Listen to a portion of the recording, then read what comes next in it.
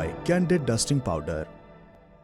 Candid dusting powder redness, irritation, sweat rash और fungal infection जैसे 4 skin problems का एक एक्सपर्ट सॉल्यूशन। अब रहो अनस्टॉपेबल कैंडिड डस्टिंग पाउडर के साथ। A world without nuclear weapon would be less stable and more dangerous for all of us. यानी परमाणु हथियारों के बिना हमारी दुनिया कम स्थिर और अधिक खतरनाक होगी। ब्रिटेन के पूर्व प्रधानमंत्री मार्गरेट थैचर को ये बात कहे दशकों बीत चुके हैं, लेकिन उनकी ये बात आज भी उतनी ही प्रासंगिक बनी हुई है। इस प्रासंगिकता का नया सबूत मिलता है international campaign to abolish nuclear weapon ICAN की नई रिपोर्ट से। आईकैन दुनिया भर के 110 देशों के 660 संगठनों का ग्रुप है। स्थापना 2007 में हुई थी। इसका मकसद है परमाणु हथियारों की रेस खत्म कराना। इस संस्था को 2017 में नोबेल पीस प्राइज भी मिल चुका है। इसकी नई रिपोर्ट क्या कहती है? दुनिया हर साल परमाणु हथियारों पर खर्च बढ़ा रही है। 2023 में 9 देशों ने परमाणु हथियारों पर लगभग 8 लाख करोड़ रुपए खर्च किए। 2022 की तुलना में 2023 में 13% की बढ़ोतरी हुई, वो भी ऐसे समय में जब दुनिया परमाणु युद्ध की आशंका में जी रही है। तो आज हम जानेंगे आईकैन की नई रिपोर्ट में क्या खुलासे हुए, परमाणु हथियार पर इतने पैसे क्यों खर्च कर रहे हैं और किन देशों ने कैसे हासिल किए न्यूक्लियर हथियार। नमस्ते, मेरा नाम सोनल है और आप देखना शुरू कर चुके हैं ललन टॉप का अंतर्राष्ट्रीय प्रसंगों से जुड़ा रोजाना का कार्यक्रम दुनियादारी, जहां आज बात परमाणु हथियारों को लेकर मची रेस की। पहले बेसिक क्लियर कर लेते हैं, किन देशों के पास कितने परमाणु हथियार हैं। घोषित रूप से 8 देश। रूस के पास सबसे ज्यादा 5,889 परमाणु हथियार हैं। अमेरिका दूसरे नंबर पर है, उसके पास लगभग 5,224 परमाणु हथियार है। चीन के पास लगभग 410, फ्रांस के पास 290, ब्रिटेन के पास 225, पाकिस्तान के पास 170, भारत के पास 164, नॉर्थ कोरिया के पास 30। इन देशों के पास घोषित तौर पर परमाणु हथियार हैं। आईकैन का दावा है कि इजराइल के पास लगभग 90 परमाणु हथियार हैं। हालांकि इजराइल ने ना तो कभी इससे इनकार किया है और ना ही कभी इसे स्वीकार किया है। इसके अलावा ईरान के पास भी परमाणु हथियार होने का अंदेशा जताया जाता है। इसके अलावा 6 ऐसे देश हैं जहां अमेरिका और रूस ने अपने परमाणु हथियार रखे हुए हैं। इन्हें न्यूक्लियर होस्टिंग कंट्रीज कहा जाता है। अमेरिका के परमाणु हथियार रखने वाले देश हैं इटली, तुर्की, बेल्जियम, जर्मनी और नीदरलैंड। रूस ने अपने कुछ हथियार बेलारूस में रखे हैं। अब सवाल यह है कि कैसे शुरू हुई परमाणु हथियारों की होड़, कैसे दुनिया के 3 सबसे ताकतवर देशों ने परमाणु हथियार हासिल किए। आइए जानते हैं। सबसे पहले कहानी अमेरिका की। 1940 का दशक, दूसरा विश्व युद्ध चरम पर था। दुनिया ऐसे हथियार बनाने की होड़ में थी जो उन्हें विश्व विजेता बना सके। अमेरिका को खबर लगी कि सोवियत यूनियन ऐसा हथियार बनाने के करीब पहुंच गया है। उसने अपने प्रोजेक्ट में तेजी लाई। 16 जुलाई 1945 को अमेरिका ऐसा बम बनाने में कामयाब हुआ।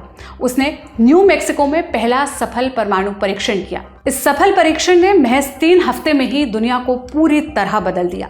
6 अगस्त 1945 को अमेरिका ने जापान के हिरोशिमा में पहला परमाणु बम गिराया। सरकारी आंकड़ों के मुताबिक इसमें लगभग 1,30,000 लोग मारे गए।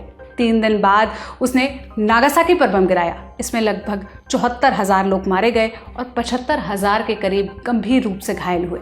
इस बमबारी से डरकर जापान 14 अगस्त 1945 में सरेंडर करने को मजबूर हो गया। इसके बाद दूसरा विश्व युद्ध भी खत्म हो गया। अमेरिका ने परमाणु हथियार बनाने के लिए 1942 में मैनहट्टन प्रोजेक्ट शुरू किया। इसमें ब्रिटेन और कनाडा भी शामिल थे। अमेरिकी आर्मी के बड़े अफसर इस प्रोजेक्ट में लगे हुए थे। वैज्ञानिक जे रॉबर्ट ओपेनहाइमर इस प्रोजेक्ट को लीड कर रहे थे। ब्रिटेन और कनाडा के वैज्ञानिक भी इसमें काम कर रहे थे। दोनों देशों से प्रोजेक्ट के लिए जरूरी धातु और उपकरण लाए जाते। 3 साल में यह प्रोजेक्ट पूरा हो गया। यह तो रही अमेरिका के परमाणु हथियार की कहानी। अब बारी आती है रूस की। रूस के पास दुनिया में सबसे ज्यादा 5,898 परमाणु हथियार हैं। इसकी नींव सोवियत यूनियन के दौर में ही पड़ गई थी। साल 1922 में व्लादिमीर लेनिन ने सोवियत यूनियन की नींव रखी। सोवियत यूनियन के बनने के साथ ही लेनिन ने एकेडमी ऑफ साइंसेज भी बनाई। इसका मकसद विज्ञान को बढ़ावा देना था। इसी डिपार्टमेंट के तहत रेडियम लेबोरेटरी की शुरुआत की गई। यहीं से पहली बार परमाणु हथियार की संभावनाओं को तलाशने का सिलसिला शुरू हुआ। 1943 में लेबोरेटरी ऑफ मेजरिंग इंस्ट्रूमेंट की स्थापना की गई। यह भी एकेडमी ऑफ साइंसेज के तहत बनाई गई संस्था थी। इसका डायरेक्टर बनाया गया इगोर कुर्चतोव को। 1945 में अमेरिका ने परमाणु बम का सफल परीक्षण कर लिया। इस घटना के बाद सोवियत संघ ने प्रोजेक्ट तेज किया। 1946 में इगोर ने सोवियत यूनियन का पहला न्यूक्लियर रिएक्टर बनाया। ये यूरोप का भी पहला न्यूक्लियर रिएक्टर था, लेकिन सफल परमाणु परीक्षण करने में 3 साल और लग गए। सोवियत यूनियन ने न्यूक्लियर पावर का इस्तेमाल कर सिर्फ हथियार नहीं बनाए, बल्कि दुनिया में सबसे पहला न्यूक्लियर पावर प्लांट 1954 में यहीं शुरू हुआ।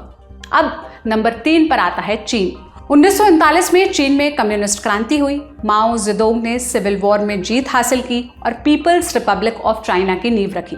माओ एक ऐसा निजाम लेकर आए जो उसूली तौर पर अमेरिका के खिलाफ था। इसको कायम रखने के लिए उन्हें भी दुनिया के साथ कदम से कदम मिलाकर चलने थे। इसके लिए चीन को भी परमाणु हथियार की दरकार थी। अब तक अमेरिका और सोवियत यूनियन परमाणु हथियार का सफल परीक्षण कर चुके थे, लेकिन माओ को परमाणु हथियार पाने की कोई जल्दी नहीं थी, क्योंकि उनके सामने गृह युद्ध से हुए नुकसान को ठीक करना था। उनके सामने दूसरी चुनौतियां थी। लेकिन 1954 में ऐसी घटना हुई जिसने माओ को परमाणु हथियार बनाने पर मजबूर कर दिया। क्या हुआ था इस साल? चीन और ताइवान के बीच लड़ाई। दरअसल चीन ने ताइवान के कुछ द्वीपों पर कब्जे का प्लान बनाया, उस पर बम बरसाए। तभी अमेरिका के तत्कालीन राष्ट्रपति ड्वाइट आइजनहोवर ने माओ को परमाणु हमले की धमकी दी। इस धमकी के बाद माओ ने चीन को जल्द से जल्द परमाणु ताकत बनाने की कसम खाई। चीन ने 1964 में पहला परमाणु हथियार का सफल परीक्षण किया। 2 साल बाद 1966 में उसने हाइड्रोजन बम का भी परीक्षण कर लिया। तो अब तक आपने जाना कि दुनिया के 3 सबसे ताकतवर देशों ने कैसे परमाणु हथियार हासिल किए। अब आते हैं आईकैन की रिपोर्ट पर। क्या कहती है रिपोर्ट? पॉइंट दर पॉइंट समझते हैं। 2023 में 9 देशों ने मिलकर परमाणु हथियारों पर लगभग 8 लाख करोड़ रुपए खर्च किए हैं। 2022 के मुकाबले इन देशों ने 90,000 करोड़ रुपए ज्यादा खर्च किए हैं। ये 13% की बढ़ोतरी है। इसको ऐसे भी समझ सकते हैं कि 2023 में 9 देशों ने मिलकर हर सेकेंड लगभग 2.5 लाख रुपए खर्च किए हैं। परमाणु हथियार पर सबसे ज्यादा खर्च अमेरिका ने किया है, लगभग 4 लाख करोड़ रुपए। दूसरे नंबर पर है चीन, उसने लगभग 1 लाख करोड़ रुपए खर्चे हैं। तीसरे पर है रूस, उसने लगभग 70,000 करोड़ रुपए की रकम खर्च की है। इस लिस्ट में भारत 6ठे नंबर पर है। रिपोर्ट के मुताबिक उसने लगभग 22,000 करोड़ रुपए खर्च किए हैं। 2023 में परमाणु हथियारों के विकास और उनके रखरखाव में लगी 20 प्राइवेट कंपनियों ने लगभग 2.5 लाख करोड़ रुपए कमाए हैं। इस बढ़ोतरी की क्या वजह है? 2 बड़ी वजहें हैं। नंबर 1, बढ़ती जंग। पिछले 2 वर्षों में दुनिया में 2 बड़ी जंग शुरू हुई और चलती जा रही है। रूस यूक्रेन युद्ध फरवरी 2022 से चल रहा है, जबकि अक्टूबर 2023 से इजराइल हमास वॉर। दोनों में अमेरिका अप्रत्यक्ष तौर पर शामिल है। अमेरिका यूक्रेन और इजराइल दोनों को लगातार सैन्य मदद भेज रहा है। रूस कह चुका है कि अगर दूसरे देश इस जंग में कूदे तो परमाणु बम का भी इस्तेमाल करना पड़ सकता है, जबकि इजरायली सरकार के कुछ मंत्रियों ने गजा पर परमाणु हमले की बात कही है। इस जंग में परमाणु हथियार से लैस 3 देश भी शामिल हैं, अमेरिका, रूस और इजराइल। इसलिए 2023 में ये उछाल देखने को मिला। और कारण नंबर 2, ताकतवर बनने की चाह। जानकार कहते हैं कि न्यूक्लियर पावर कंट्रीज में होड़ लगी रही है कि कौन सा देश ज्यादा ताकतवर होगा, इसलिए वे ज्यादा से ज्यादा हथियार इकट्ठा करने की चाह रखते हैं। Stockholm international peace research institute SIPRI की रिपोर्ट इसका उदाहरण है। रिपोर्ट में पता चला है कि भारत पहली बार परमाणु हथियार की संख्या के मामले में पाकिस्तान से आगे निकल गया है। भारत ने 172 परमाणु बम बना लिए हैं, पाकिस्तान के पास 170 परमाणु बम है। इसी तरह ब्रिटेन कह चुका है कि वो चीन और रूस के खतरे को देखते हुए अपनी परमाणु हथियार की संख्या 260 करेगा। फिलहाल उसके पास 225 परमाणु हथियार हैं।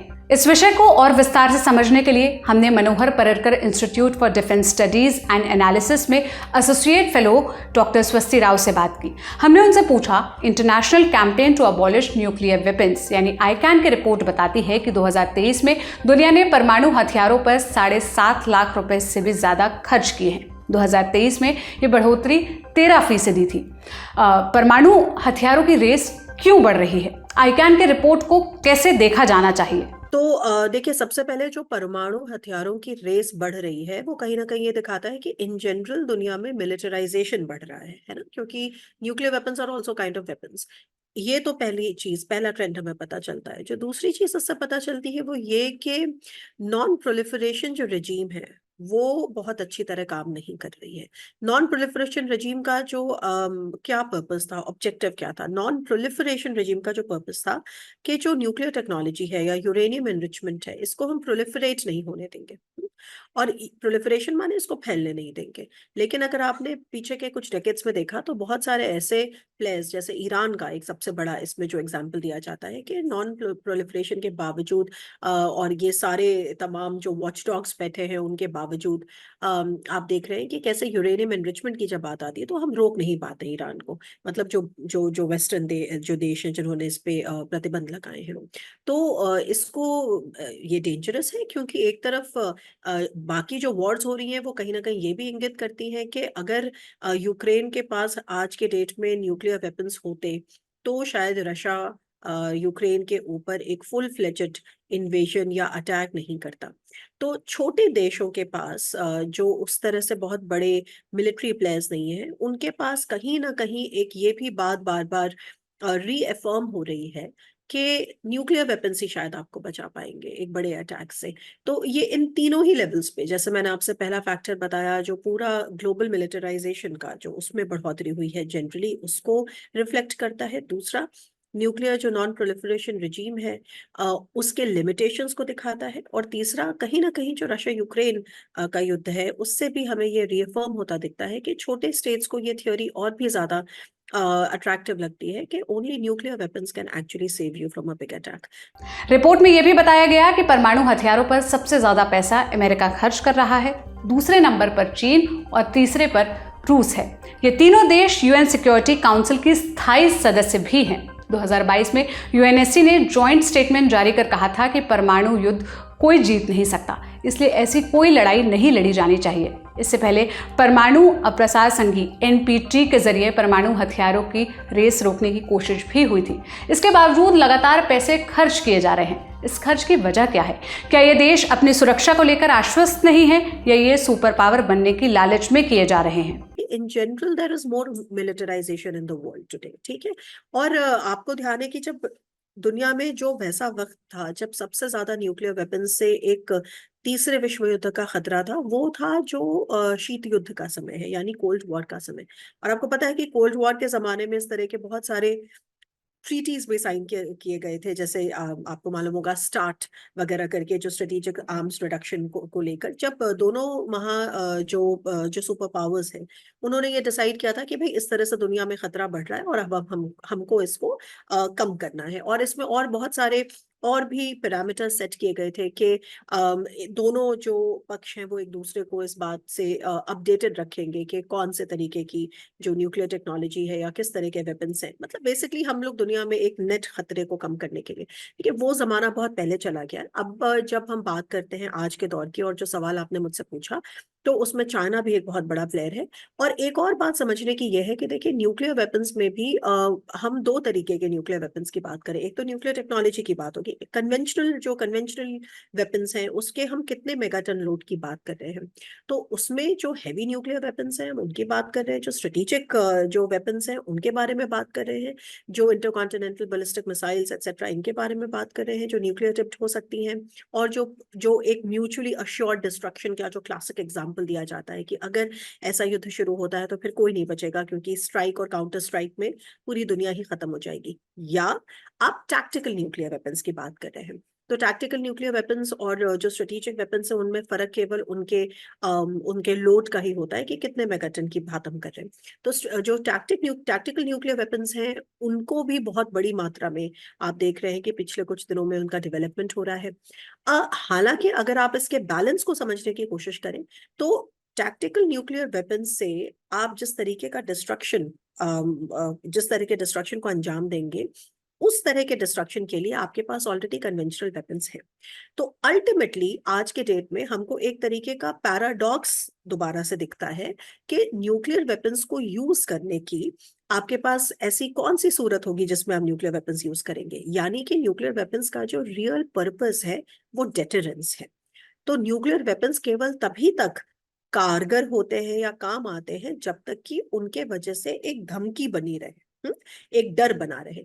और इसी वजह से आप एक दुनिया में एक फिनोमेना देखते हैं जिसको न्यूक्लियर सेबर रैटलिंग कहते हैं। कि न्यूक्लियर वेपन्स का पर्पस यही है तभी तक है जब तक कि उन्हें इस्तेमाल न किया जाए। एक बार उन्हें इस्तेमाल कर लिया जाएगा तब तो जैसे मैंने कहा कि एक पूरा वैरायटी अवेलेबल है न्यूक्स की, और उसको एक टैक्टिकल न्यूक्स को इस्तेमाल करने मात्र से ही आपको कोई ऐसे डिसाइसिव विक्ट्री नहीं मिलेगी। और अगर आप स्ट्रेटेजिक न्यूक्स को इस्तेमाल करेंगे तो फिर एक म्यूचुअली एश्योर्ड डिस्ट्रक्शन भी लाजमी है। तो ये एक बहुत ही डिस्टोपियन व्यू है दुनिया का, और इसी वजह से न्यूक्लियर वेपन्स को लेकर इतनी चर्चा होती है और इतनी चिंताजनक मतलब चिंता जताई जाती है। रूस, यूक्रेन और इजराइल हमास जंग ने किस तरह से परमाणु युद्ध की आशंका को बढ़ाया है? देखिए, सबसे बड़ी बात यह है, रशिया यूक्रेन के कॉन्टेक्स्ट में अगर आप देखें तो जैसा मैंने कहा कि न्यूक्लियर सेबर रैटलिंग सबसे बड़ा फिनोमेना आपको दिखता है। क्यों दिखता है न्यूक्लियर सेबर रैटलिंग सबसे बड़ा फिनोमेना? क्योंकि जो न्यू स्टार्ट ट्रीटी है, स्ट्रेटेजिक आर्म्स रिडक्शन ट्रीटी, जो यूएस और रशिया के बीच में है, वो न्यू स्टार्ट ट्रीटी है, वो एक्सपायर होगी फरवरी 2026 में। यही एक major last nuclear arms control agreement है रशिया और यूएसए के बीच में। और अभी आप बार बार सुनते होंगे कि रशिया कहता है कि अगर ऐसा ही चलता रहा और यूएस सपोर्ट करता रहा यूक्रेन को तो हम वो न्यू स्टार्ट जो ट्रीटी है उसको एक्सपायर होने के बाद से रिन्यू नहीं करेंगे। जब हम रिन्यू नहीं करेंगे, इसका मतलब कि अब हम किसी भी तरीके के आर्म्स रिडक्शन की बात नहीं कर रहे, अब हम अपनी मर्जी से अपने न्यूक्लियर प्रोग्राम को चेज करेंगे। तो ये बहुत बड़ी धमकी है कहीं ना कहीं, क्योंकि जैसा मैं आपको समझा रही थी कि विश्व को एक तीसरे महायुद्ध के या विश्व युद्ध के खतरे से बचाने के लिए ही इस तरीके की आर्म्स रिडक्शन ट्रीटीज को अंजाम दिया गया था, और कई डेकेड्स तक इनका पालन किया जाता रहा है। Coming back to Russia Ukraine, फिर मैंने आपको कहा कि रशिया यूक्रेन वॉर के हमें 2-3 की टेकअवेज दिखते हैं। वो ये कि जब 1991 में के बाद जब यूक्रेन एक नया राष्ट्र बना था, तो जो सोवियत यूनियन के जो न्यूक्लियर वेपन्स थे वो बेसिकली यूक्रेन में पार्क्ड थे, और यूक्रेन ने वो न्यूक्लियर वेपन्स को सोवियत बाद में रूस को इसलिए लौटाया था, इसी कंडीशन पर लौटाया था कि रूस उसकी टेरिटोरियल इंटेग्रिटी का पालन करेगा, उसको एक सिक्योरिटी गारंटी प्रोवाइड करेगा। तो वो जो क्विड प्रो क्यो उस वक्त काम कर रहा था वो ये था कि यूक्रेन रूस को न्यूक्लियर वेपन्स लौटाएगा और उसके बदले में रूस यूक्रेन के टेरिटोरियल इंटेग्रिटी को इंटैक्ट रखेगा। आज की डेट में जब हम देखें, 2014 में एक बार क्राइमिया पर रूस ने इस तरह से अटैक हुआ और एनेक्स हो गया क्राइमिया। उसके बाद फिर 2022 में जो रूस और यूक्रेन का युद्ध शुरू हुआ फरवरी में, उससे कहीं ना कहीं ये की टेक अवे है कि अगर यूक्रेन ने वो परमाणु हथियार नहीं लौटाए होते तो शायद रशिया ने ऐसा फुल फ्लेजेड अटैक नहीं किया होता, क्योंकि एक तरह से डेटरेंस का काम करते हैं न्यूक्लियर वेपन्स। अब चूंकि तो इसीलिए मैं आपको इस बात को समझा रही थी कि आज के दौर में जो छोटे स्टेट्स हैं रिलेटिवली, कहीं ना कहीं एक ये मैसेज जा रहा है कि आपके पास एक न्यूक्लियर वेपन होना चाहिए। न्यूक्लियर वेपन होगा तो एग्जिस्टेंशियल लेवल पे आपके स्टेट पे खतरा नहीं होगा, छोटी मोटी लड़ाइयां भले ही होती रहें। यह था हमारा बड़ी खबर सेगमेंट। अब सुर्खियों की बारी। पहली सुर्खी स्विट्जरलैंड से है। रूस यूक्रेन जंग में शांति बहाली के लिए स्विट्जरलैंड में एक समिट हुई। इसमें 90 देशों ने हिस्सा लिया था। समिट के आखिरी दिन आधिकारिक बयान जारी किया गया। इसमें यूक्रेन की क्षेत्रीय अखंडता की सुरक्षा की बात कही गई। इस बयान पर 84 देशों ने दस्तखत किए, मगर भारत, साउथ अफ्रीका और सऊदी अरब समेत 6 देशों ने साइन करने से मना कर दिया। भारत ने साइन क्यों नहीं किया? समिट में भारत का प्रतिनिधित्व करने वाले विदेश मंत्रालय के सेक्रेटरी पवन कपूर को सुनते हैं। We continue to believe that such a peace requires bringing together all stakeholders and a sincere and practical engagement between the two parties to the conflict. Accordingly, we will continue to engage with all stakeholders as well as the two parties to the conflict to contribute to all earnest efforts to achieve lasting peace in Ukraine. Our participation in this summit and continued engagement with all stakeholders is with a view to understanding different perspectives, approaches and options to find a way forward for a sustainable resolution of the conflict. Summit के दस्तावेजों में क्या-क्या दर्ज था? रूस की जंग ने बड़े पैमाने पर तबाही लाई है। इससे कई वैश्विक संकट पैदा हो रहे हैं। इसके लिए अंतर्राष्ट्रीय समुदायों को कदम उठाना चाहिए। युद्ध में बनाए गए कैदियों को रिहा किया जाए। अवैध रूप से जिन यूक्रेन के नागरिकों को रूस ने जेल में रखा है, उन्हें भी आजाद किया जाए। यूक्रेन के राष्ट्रपति व्लोदिमीर ज़ेलेंस्की ने क्या कहा? इस पीस समिट का आयोजन उनके देश के लिए एक कूटनीतिक सफलता है। रूस शांति के लिए तैयार नहीं है, लिहाजा हम लड़ेंगे। पुतिन क्या मांग रहे हैं? उन्होंने समिट से पहले अपनी शर्तें रख दी। कहा कि जंग तभी रुकेगी जब यूक्रेन नेटो में शामिल होने की जिद छोड़ दे, साथ ही यूक्रेन की सेना दोनेस्क, लुहांस्क, खेरसान और ज़ेपराजिया पर अपना दावा छोड़ दे। यूक्रेन और उसके मित्र देशों ने इन शर्तों को मानने से इनकार कर दिया। उधर जेलेंस्की ने इस समिट में 10 पॉइंट्स का एक प्रस्ताव सामने रखा। इसमें यूक्रेन जंग खत्म करने के अलावा क्रीमिया का कब्जा छोड़ने की मांग भी रखी। इस पीस समिट से पहले भारत के प्रधानमंत्री नरेंद्र मोदी ने यूक्रेन के राष्ट्रपति जेलेंस्की से मुलाकात की थी। पीएम मोदी ने कहा था कि इस संघर्ष का समाधान बातचीत और कूटनीति के जरिए ही संभव है। भारत हमेशा से रूस यूक्रेन युद्ध के शांतिपूर्ण समाधान का पक्षधर रहा है। हमने एक्सपर्ट से पूछा कि इस समिट के जॉइंट स्टेटमेंट का वजन क्यों नहीं दिख रहा है। यूक्रेन को लेकर जो पीस समिट है, ये कोई पहली पीस समिट नहीं है। ये लगातार होते रहे हैं जब से युद्ध शुरू हुआ है, तब से अलग अलग देशों ने, कभी सऊदी अरेबिया ने, कभी ऐसे ये चलता रहा है ये क्रम पीस समिट्स का। जो स्विट्जरलैंड में हुई है अभी, वो काफी बड़े लेवल पे हुई है, तो उसमें तकरीबन 90 देशों ने पार्टिसिपेट किया था। भारत ने भी पार्टिसिपेट किया था। भारत के अलावा बहुत सारे ग्लोबल साउथ के देशों ने भी पार्टिसिपेट किया था, ब्राजील ने, कतर ने, सऊदी अरेबिया, एक्सेट्रा एक्सेट्रा। ये जो है ये पीस प्लान नहीं है मेरे हिसाब से, या पीस समिट नहीं है। अगर आप मुझसे सच में पूछेंगे ये क्या है, तो जैसा कि मैंने इसका एक पूरा देखा कि कैसे आए इसमें देश और किन देशों ने साइन नहीं किया एक्सेट्रा, तो मैं कहूंगी कि it is more of a solidarity summit. It is less like a peace summit, it is more like a solidarity thing, कि भाई जिन देशों की सॉलिडारिटी है वो आ रहे हैं। और किसी को भी बहुत ज्यादा इस बात की उम्मीद नहीं थी कि कोई बहुत जमीन और आसमान का फर्क पड़ेगा इसमें, लेकिन एक डिप्लोमेटिक एफर्ट है कि यूक्रेन का कॉज क्या है, 90 देश आ रहे हैं, तो भारत ने भी एक बैलेंसिंग टैक्टिक का इस्तेमाल किया है। अब देखिए आगे भी मेरे ख्याल से भारत का रुख यही होगा। भारत ने इस जॉइंट स्टेटमेंट पर साइन क्यों नहीं किया? पार्टिसिपेशन के लेवल पे दो बातें थी कि किस लेवल का पार्टिसिपेशन होगा। हाई लेवल की पार्टिसिपेशन होगा पॉलिटिकल लेवल पे, यानी कि कोई मंत्री या प्रधानमंत्री ऐसे चाहेंगे, या फिर एमईए के जो अधिकारी हैं जो यूरोप को देखते हैं वो चाहेंगे। और इस बात को बहुत बड़े दिनों से इस बात पे क्लैरिटी थी कि पॉलिटिकल लेवल पे पार्टिसिपेशन नहीं होगा, एमईए के लेवल पे जो एक ऑफिशियल पार्टिसिपेशन होता है वो होगा। और पवन कपूर गए थे हमारी तरफ से, जो फॉरेन सर्विस में के अधिकारी हैं। अब ये बात आती है कि हस्ताक्षर भारत ने क्यों नहीं किए। देखिए ये जॉइंट कम्युनिकेशन को, जो मैंने तो उसको पढ़ा है जॉइंट कम्युनिके अपने आप में बहुत जनरल है, उसमें कोई ऐसी वॉर को, और मैं इस बात को पहले भी समझा रही थी कि स्विट्जरलैंड में होने वाली जो पीस समिट है उसका जो एंड स्टेट है वो वॉर को खत्म करना इस वक्त नहीं है, क्योंकि ये वॉर अभी खत्म नहीं हो सकती। इसको मैंने कई बार अलग अलग प्लेटफॉर्म से समझाया है, अभी नहीं, कई पिछले 1 साल से बता रही हूँ कि जो लेवल है मिलिट्री प्रिपेयर्डनेस का दोनों ही पक्षों में, जिस तरह से लड़ाई चल रही है, जो मोमेंटम है इस वक्त लड़ाई का, उसके अनुसार ये लड़ाई अभी 2026 के पहले तो कभी खत्म नहीं हो सकती। हाँ, ये जरूर है कि इसके साथ साथ जो पीस प्लान को लेकर बात होती रहती है, ये रेलेवेंट बात है, क्योंकि बहुत सारी ऐसी चीजें भी इसमें शामिल हैं जो कि आप in an on going war भी डिस्कस कर सकते हैं। प्रिजनर्स ऑफ वॉर को एक्सचेंज कैसे किया जाएगा, उसको एक आप डिस्कस कर सकते हैं। फूड सिक्योरिटी कैसे उसमें ज्यादा अफेक्टेड ना हो, एनर्जी सिक्योरिटी अफेक्टेड ना हो, डीमाइनिंग आप कैसे करेंगे, केमिकल वेपन्स आप इस्तेमाल ना करें, ऐसी चीजों को लेकर भी एक कोलैबोरेटिव डिप्लोमेटिक एफर्ट हम बना सकते हैं। और मैं शुरू से ही इस बात को कह रही हूँ कि अगर भारत ऐसी पीस समिट का हिस्सा बनता भी है तो इसका मतलब ये नहीं है, और अगर रशिया इसमें नहीं है, भारत का सबसे बड़ा जो प्रॉब्लम है वो यही है, भारत का ही नहीं, ये लॉजिकल प्रॉब्लम है कि जब तक दोनों पक्ष नहीं बैठते हैं तब तक हम कोई एंड स्टेट हम नहीं पहुंच सकते, और ऐसा कोई एंड स्टेट नहीं हो सकता जो कि सस्टेनेबल हो।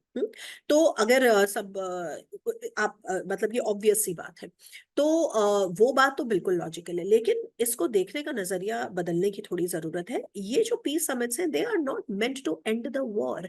अगर इसको इस तरह से मीडिया में दिखाया जाता है तो ये कहीं ना कहीं मिस इन्फॉर्मेशन है।